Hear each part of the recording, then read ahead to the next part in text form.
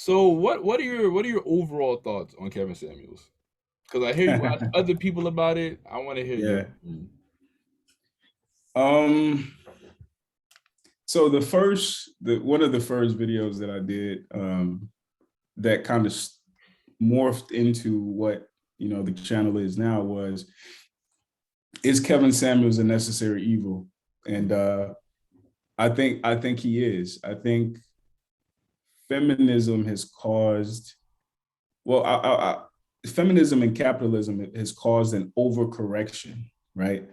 And it's caused this idea in women that they are beyond reproach, they're perfect, they are infallible, they're benevolent, and you can't tell them anything. And our women, particularly in our community, really latched onto that.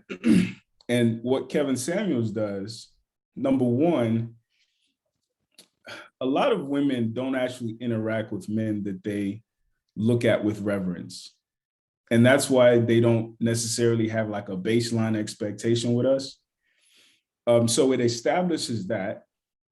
So now they get used to dialoguing with an actual man who isn't the stereotypical version of a man. And number two, it makes them confront some of their ideals, because in our society right now, it's all about deserve, I deserve, I can have, it's yours, black girl magic. And they don't actually do the math. And somebody like a Kevin Samuels forces them to do that math. So I think he's absolutely necessary. Would, And would, I would say that in the black community, we don't really speak out against black women, especially in the household where a lot of us are raised only by a black woman. Facts. There's no real dialogue. Whatever she says goes. Right. Oh, you got something to say? would you say Kev Sanders is the protagonist or antagonist? Protagonist. I think, and people like psychologists will tell you this, like the opposite of love isn't hate, it's indifference, right? So the fact that he cares to have this dialogue at all means that he's invested on some level. Somebody actually commented on one of my videos recently, and they said they wanted, what's his name? It's another creator, but he's married to a white woman, and he just talks crap. And I was like, for what? Because he has no investment in the black community. He's checked out, right? So what does it serve him to be critical of our women? What does it serve him to add his voice? Donovan Sharpe. What does it serve him to add his voice to this dialogue, right? He He's with commented a on one of black your videos? woman. What's that? He commented on one of your videos?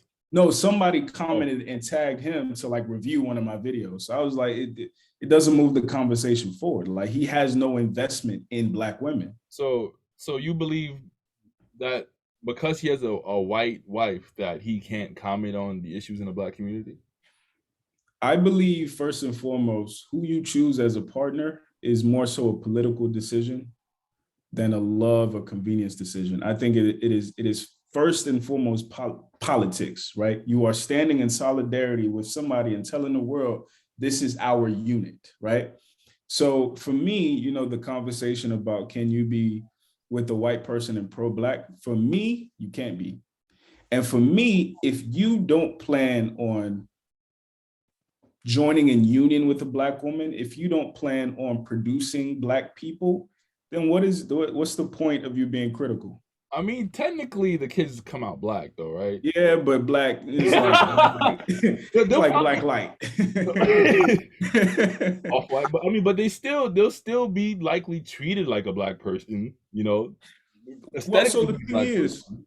the thing is, like a lot of what women are tasked to do in a family structure is to impart on the children culture, right? So a man, I always say this, men teach their children how to survive, women teach their children why to survive. So you'll have, often with mixed children, there's like a identity crisis, right? Very So much so. yeah, exactly. So like I'm a big advocate for start with yourself first. And I'm not saying I have anything against interracial marriage, but my channel, I'm interviewing only black women and only black men. And these black women want black men, and these black men want black women. If you are outside of that equation, you're wasting your time. I got a question. What about black men who want to marry a black woman, but until they find that black wife, they're willing to have intercourse with white women? Would you interview someone like that? Absolutely. Yeah. Absolutely. Absolutely. But again, this guy is married to a white woman. He's out of there. He's good. Don't waste your time like worrying about what's going on here. I think That's I not do. fair. I was about to say I do think that's it. I don't think it's fair because at the end of the day, he's a black man, so he'll still be able to understand things from the African American perspective of being a black man, and to a certain extent, a black woman as well. I think if he chooses, I wouldn't. I do believe it's politics to an extent, but at the end of the day, if it's love and if it's genuine, and she just happens to be white, then so be it. I still think you can still fight for black rights and comment on them because simply that's what you are. No, I agree with that. I think so. Donovan Sharpe is invited to the NAACP meeting. Donovan Sharpe is invited to the Urban League meeting. But for my channel that's trying to unite black men with black women, his voice is not necessary. Like that is all I'm trying to do. That thing right there. Oh, for relationships, is this for black relationships? Everything. Exactly. So he's a black man. I don't take that away from him. But my specific mission with this channel, with what I'm doing with these interviews, is literally to reunite black men with black women. So if you're a black man, let's say you're dating white women, but you're interested in some way, shape, or form reuniting with black women, absolutely. If you're a black woman and you've divested, but there's still hope in your heart, come on. But if you're done, that's okay. This just ain't the channel for you. I was gonna ask that too. I was gonna ask, what do you think the overall goal of your channel is? And it's twofold. The first goal, because if I didn't have to work, so I work in tech, that's my day job. But if I didn't have to work, I'd be a documentary filmmaker. So my first goal is for this to serve as a library of black perspective, black male and female perspective. So what I mean by that, is if let's say you're chopping it up with your homeboys and you're like, man, polygamy don't sound like a bad idea. I wonder what black women think about polygamy. You can go to my channel and watch 10 different black women talk about what they think about polygamy. So you can see what's similar in their perspective, what's different in their perspective. And then you could say, well, 6 out of 8 are with it, 4 out of 8 are not against it, or whatever the case may be. But the second goal is to also teach people subconsciously the skill of effective communication. Because what I see with some of the channels who go on StreamYard, it's like 8 people on a panel, and this person is talking, why this person is talking, why this person is talking, or this person is cutting this person off before they can fully make their point. Whereas when you're interviewing somebody as a filmmaker, you are positioning them as the expert, right? So I want black men in dialogue with black women to center them. And that's why the channel says, listen, then speak. And I want black women, when dialoguing with black men, to center them instead of just trying to, stroke our own ego and sound smart. Exactly. I definitely I understand where you're coming from. I've done a podcast in person as well, and even having just like 6 to 8 people in a room is already. I don't know how Fresh and Fit have like 20 people in there. It's too much. So Well, they're not trying to have conversation. That's the thing. They're just trying to find shock value and sound bites. I'm trying to solve problems. Yeah. I was gonna ask you about Fresh Fit because they had they went on a spiral and stuff like that, and I was gonna ask you about your thoughts on how you feel about them, and their supposed message. But like you said, I think it really is for shock value. They say they do want to help men, but their actions seem to be otherwise. You know what I'm saying? It's tough because I think there is value Well, I'm a filmmaker, so I always start with the perspective of everything has value on some level. So I think there are some people that they're helping because, even the concept of red pill, blue pill, from the Matrix, a lot of people are asleep at the wheel. They don't really understand how the world works. Unfortunately, I think the problem with Fresh and Fit, they're basing a lot of their perspectives on women. They're basing it based off of like Miami, and Miami is a zoo, right? Like if you go to Miami and interact with women, or like California or some other places, you will leave jaded because a lot of those people are for sale, right? So they're basing their perspective on this is what women are, this is how women think, on Miami. The second thing, they're not black first. I'm black first. I'm about, like, I'm not interviewing white women. You know what I'm saying? I'm gonna interview mixed women, mixed men. I've interviewed a mixed man on the show, but what about Hispanic? No, we gotta be black. Black and So, Hispanic? so Dominicans are not. Afro-Hispanic, sure. Afro-Hispanic, sure. But you have to be black. You So have to be. no Dominicans, no Cubans, no Puerto Ricans. Dominicans. So my issue, my problem with them is sometimes they don't identify as black. If they do, though, they're welcome. If they do, absolutely, yeah, sure. Okay. Sure. So if you are considered part of the black diaspora, so that means African, that means Caribbean, that means, African American, that means if you're in the UK, if you're in Portugal, I don't care, but if you're black, sure. Because at the end of the day, at the core of whatever revolution anybody wants to start, anything anybody wants to do, it's the family. And our families have been systemically, particularly African-American families, have been systemically destroyed. So if I can help people at least figure out how to dialogue with each other, I feel like we can move the needle. Have you gotten any backlash since you started this? Man, I've been getting backlash since college. I'm you know what I'm saying? I'm numb to it. I'm numb to it.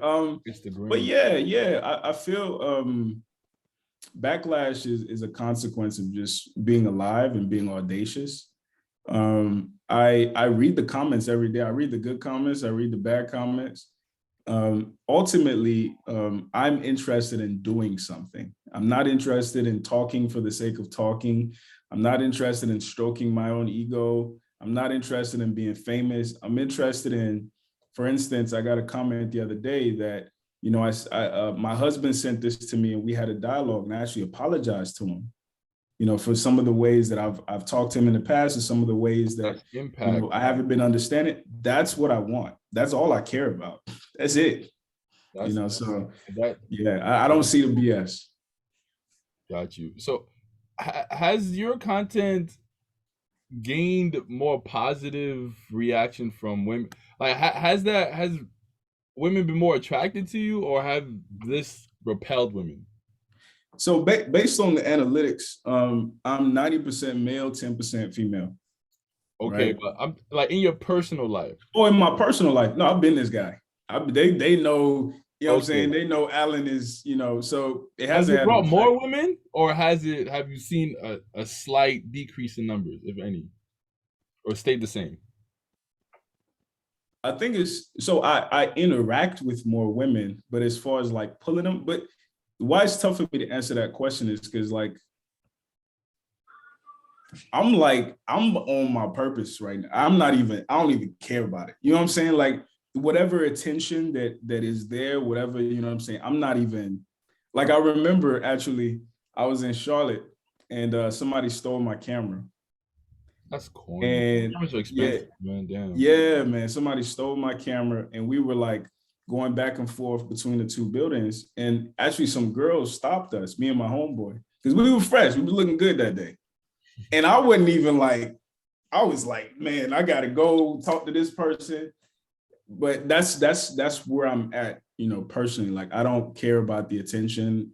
The women will be there. Like I said, I'm 28 years old. Like, I got time, bro. I'm still trying to build something worth somebody admiring, And, I've got a daughter as well. So I'm worried about raising my child. I'm worried about, not losing my job while I'm chasing this. So like, I got too many things. So I tell any woman who deals with me, like, I can't give you a relationship right now because I can't be the boyfriend you need. Now it sounds like some fuckboy shit. I get it. It does. But it's real. Nah, they like that It's though. real. They like that. How did you take that? You being Nigerian. You said what? You being Nigerian with it, because that threw me off because I'm African. I know how that shit goes. So how did they take that, the news? My parents? Yeah. Oh, you talking about my daughter? Yeah. It was funny, man. They so I'm the firstborn. And my daughter's mom is like really, really pretty. So it kind of softened the blow. And then the other thing, like my parents are like, they're dramatic as hell, man. They're like, you know, when are you gonna get married so you can give me a grandkid? I gave you 1 out of 2, you know what I'm saying? So you can chill out from now. So Don't be so greedy, right? they were cool, surprisingly, man. But I've been so independent of them for so long that there's really nothing they could tell me. Got you. You know, so how did they know you do this type of content? listen, my mom doesn't even know what I do for a living. Like, I think outside of doctor, lawyer, engineer, like getting into so I'm a UX designer. So I'm on the design side of tech. So outside of doctor, the lawyer, engineer, they're not really necessarily willing to dialogue with the nuances of what you do. So she knows about We Need to Talk, like when I started it in college, but like as far as like now and like gaining some kind of steam, nah, they don't know. How were you able to, because one thing I really admire about you, the way you speak and the way you carry yourself in your videos. And you know, sometimes I'm watching some of the content, not just from you, but from others, and I have to pause and go on a rant because I just can't believe what I just heard. And I react with I'm very animatedly, and Right. you still reserved and you keep your cool. How are you able to respond so calmly each and every time? It's partly because I've heard most things before. So again, I've been doing quote unquote professional discussing and moderating for since college. And I think the second part is I'm the type of person that I have, like, if somebody gets me mad, I get mad because I have like 3 or 4 layers before anger. Like the first layer tends to be curiosity, like, The second layer tends to be sadness, like, damn. And then you get to, you know what I'm saying? Then you get to mad. So for me, you know, I've always been a psychology nerd. So for me, I'm really interested, like I'm really fascinated with the ways people's minds work. So even when somebody says some dumb shit, I'm like, that's interesting that you think that sounds smart. You know, so I approach it from a very, very scientific place, man. I know a lot of the viewers watching this, well, mostly women, they're gonna ask, what's your sign? I'm a Taurus. And for the record, that zodiac shit is bullshit, man. I'm gonna go ahead and put that out there. It's BS. I can see that. What has been the most outlandish comment that you've heard so far doing your show? I can't say that one. Let me see. Off air? Off air. I'll tell you that off air. But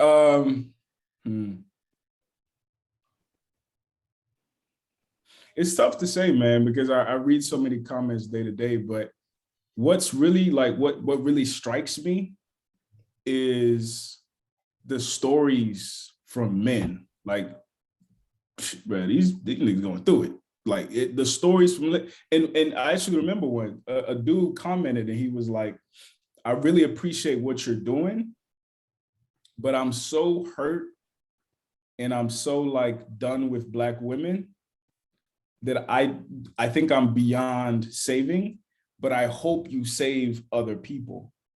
That's crazy. Because it's one thing to say like, yeah, fuck what you're doing, this ain't gonna work, this and that. But he's like, I'm out, but please help these brothers behind me.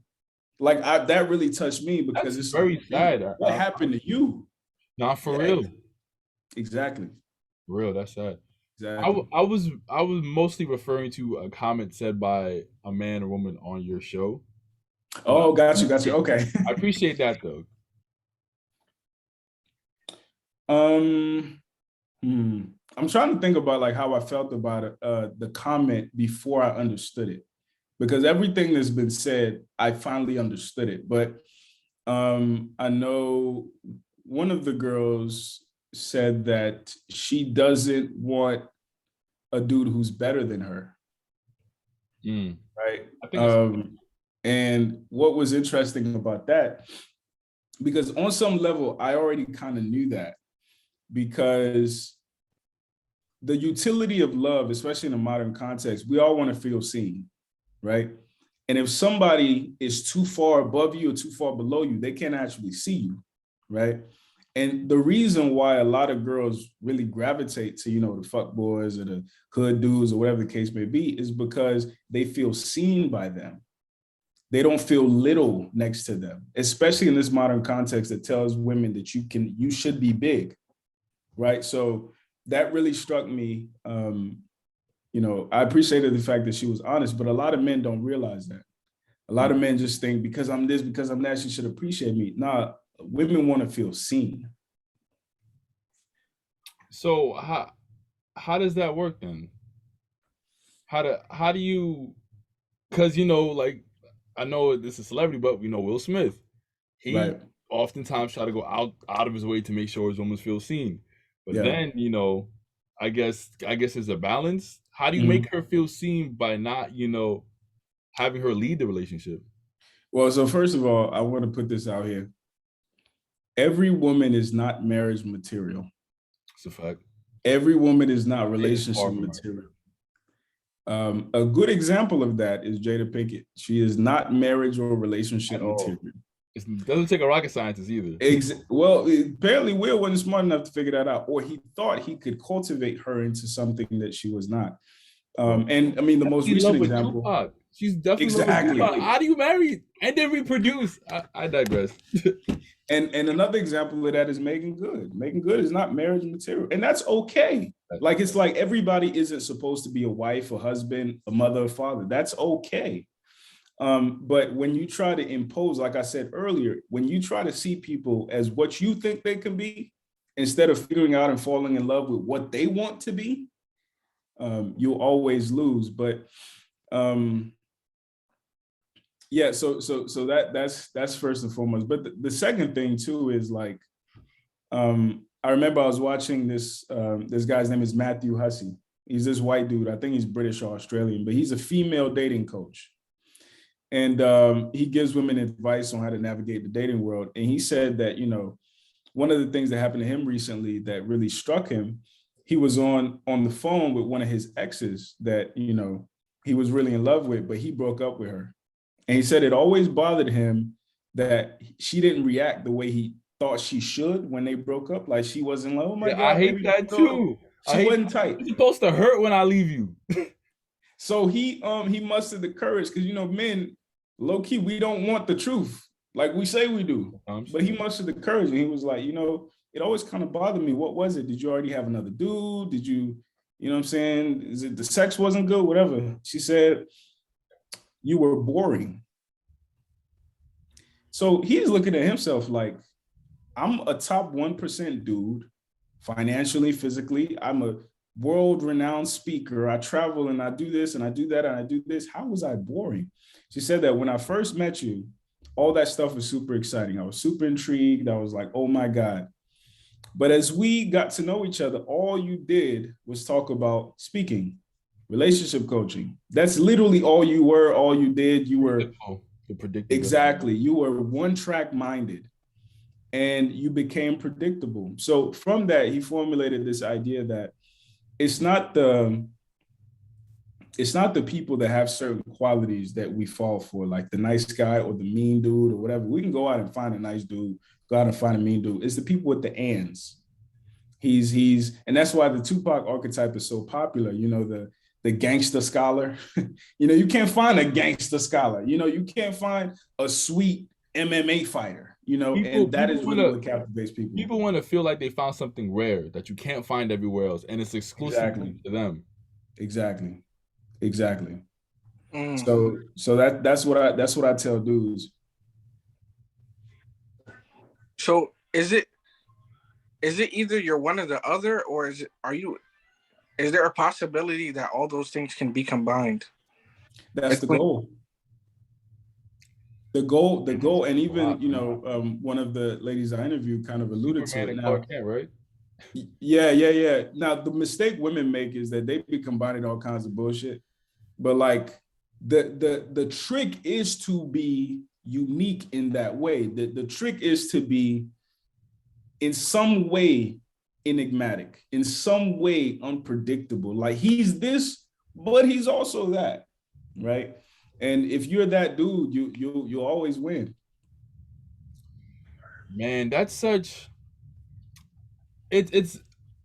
I get what you're saying, but there's no real like kind of tangible blueprint to that.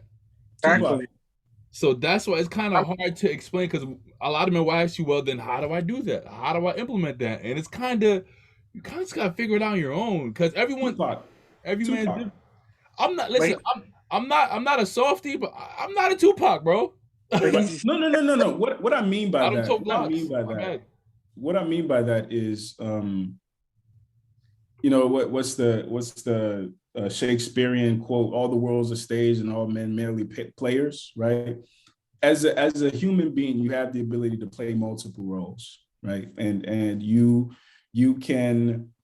There is freedom in that, right? So sometimes, like, I'm naturally an introvert. Most people don't know off the top, but like 99% of the time, I'm in the crib, I'm watching a documentary. I'm not out, I'm not socializing, I'm not speaking, none of that. But when I'm in that environment, I have to put on my, you know what I'm saying? I gotta, what I do mentally is like, I imagine how would Denzel walk into this room? How would Idris Elba walk into this room? And I literally play the character. So what's interesting, and why I bring it back to Tupac, Tupac went to Juilliard or some art school. Tupac wasn't a thug for real. He played a character, but he played it so well, and he played with it so well that he created a gumbo of a person that was interesting to people. He shot 2 cops. You said what? He shot 2 cops. Yeah, eventually, but I'm saying like off top, like from jump, he wasn't that dude, is what I'm saying. But if the also the danger is if you can get lost in that, like Heath Ledger, you can get lost in that. So you got to kind of be careful, but there's some freedom to that as well. So, because I know a lot of some nice guys may interpret this message of, because I was there at one point where like, okay, now I just gotta be ruthlessly aggressive all the time. So how do you incorporate that being an enigmatic into your character without maybe a drastic character change? Give me 1 second. No problem. Let's leave that cliffhanger too, right?